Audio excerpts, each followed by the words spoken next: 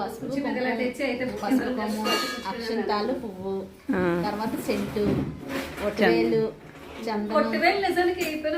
బట్టివేలు కూడా వేస్తారు అయితే. సుగంధ ద్రవ్యాలు అన్నమాట. సుగంధ ద్రవ్యాలు అన్నీ వేసి ఆ కలసంలో నీళ్ళు వేసి పెట్టి అందు మీద కొబ్బరి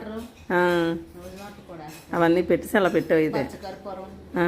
జవ్వాది అది చాలా వేసారు. వదిలేసారా చెంబులని? పచ్చకరపు మంచి స్మెల్. ఆయన కదా అన్ని వేసుకుంటాను ఎప్పుడు.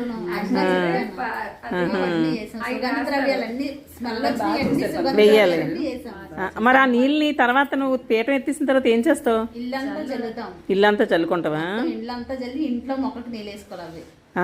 కొబ్బరికాయ కూడా ఆ జాకెట్ ముక్కలో కట్టేసి ఇంటి పైన కడతాను బయట. అవునా? కొట్టని ఎప్పుడు కొట్టకూడదు, కట్టేస్తాను నేను కొబ్బరికాయ. మళ్ళీ సంవత్సరం అయిన తర్వాత శ్రావణ మాసం వస్తుందా, అమ్మవారి రథం ముందు బుధవారం వస్తుంది కదా, ఆ బుధవారం అది తీసేసి నీటిలో సంవత్సరం వరకు ఉంటుందా? ఎర్రగొడ్డు కట్టేసి మళ్ళీ అది తీసి వాటర్ లో వేసిన తర్వాత మళ్ళీ కొత్తది అమ్మవారికి మళ్ళీ ఎర్రగొడ్డు అంతా కట్టేసి చుట్టి మళ్ళీ పైన కట్టుకుంటాను. ప్రతి సంవత్సరం అలాగే చేస్తాను నేను. సూపర్. నేను ఫస్ట్ టైం వింటాం కదా. Very good.